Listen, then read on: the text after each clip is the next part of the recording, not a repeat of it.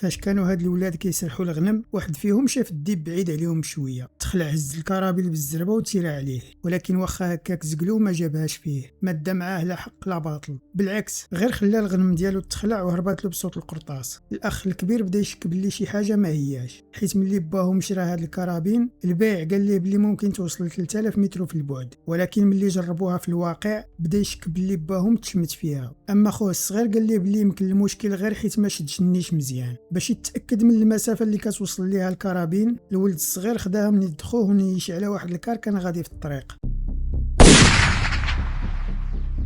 ملي بان ليهم الكار مازال غادي وما كاينه حتى رياكسيون، طاح ليهم المورال وحسب ليهم بلي ديك الكرابين اللي شرب باهم سوقها خاوي. وفاش كانوا يلا غيتحركوا باش يرجعوا في حالهم، الكار شد الفران ووقف في الطريق. ملي شافوا هاد اللقطه شداتهم الخلعه وبرد ليهم الماء في الركابي، شدوها بجريه وهربوا للدار. يحسب ليهم غير غيتخباو صافي مريضهم ما عنده باس. وفي العشيه وهما كيتعشاو قال لهم باهم بلي خاصهم يردوا البال ملي يمشيو يسرحوا الغنم، حيت سمع بلي شي مساخيط هجموا اليوم على واحد الكار وقتلوا واحد توريست امريكانيه كانت راكبه فيه. ولكن مرتو قالت ليه بلا ما تخلع الدراري بهاد الهضره، حيت المنطقه فيها الهنا وراحه البال وما يمكنش المجرمين يوصلوا ليها. الاب رد عليها واخا هكاك ضروري يردوا البال. ملي سمعوا هاد الهضره عاد ما زادوا تخلعوا ديال بصح. الولد الصغير سول باهم كيفاش عرف باللي التوريست مات. قال لهم ملي كان راجع من الخدمه لقى الجندار مسدين الطريق ديال الجبل وكيقلبوا على مول الفعله. من بعد هاد الهضره الخوت بجوج طار لهم النعاس وما قدروش ينعسوا وما قدروش يعترفوا لباهم باللي هما اللي داروا هاد المصيبه.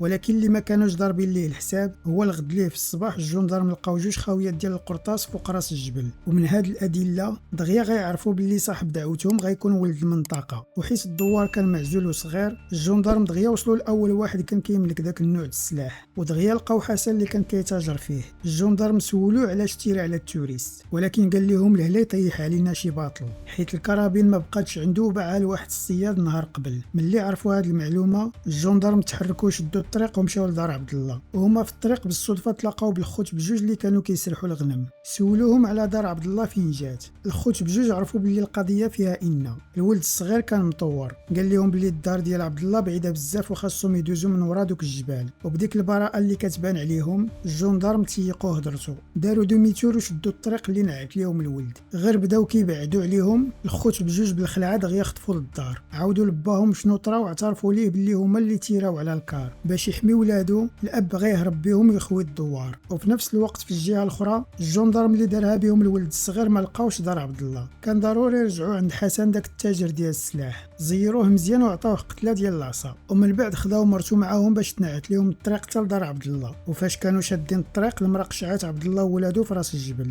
وحتى هما ملي بانت لهم الجبت الجندرم هابطه من الكديه بلا ما يفكروا بداو كيجريو، لكن ما كانوش كيتخيلوا بلي ما غاديش يرحموهم. ملي شافوا راسهم ضربوا بهم الجندرم الولد الكبير تخلع وبغى يجري لحدا باه. وفي اللحظه جاتو قرطاسه وطيحاتو. خوه الصغير بدا كيشوف الجثه د خوه قدام عينيه، غرغرو عينيه بالدموع وتنادم معاه الحال، حيت هو اللي كان تيري على الكار وقتل التوريست. وخوه مسكين ما دار لا بيديه ولا برجليه. حس بلي هاد الكرابين المنحوسه هي السبب في هاد المصيبه كامله. هزها وبدا كيخبطها مع الحجره حتى تقسمات على جوج. ومن بعد ما شاف عائلته لاخر مره هز يديه الفوق وسلم راسو للجندارم. قال لهم بلي هو اللي دار كل شيء وبلي خوه وباه ما عندهم حتى ذنب. الجندارم تصدموا ملي شافوا هاد الولد الصغير كيسلم راسو بوحدو. ما كانوش متوقعين بلي هاد الشخص اللي كانوا كيقلبوا عليه غيكون غير هاد المينور. وهو كيشوف الجندارم كيهزو الجثه ديال خوه الكبير الدنيا بدات كدور به وبدا كيتفكر الذكريات الزوينه اللي دوزوها مع بعضياتهم. كان باغي غير يقول ليه اسمح ليا ولكن فات الفوت وما بقى دابا كيتسنى غير تحضر العداله في الحكم ديالو. لايك وسبسكرايب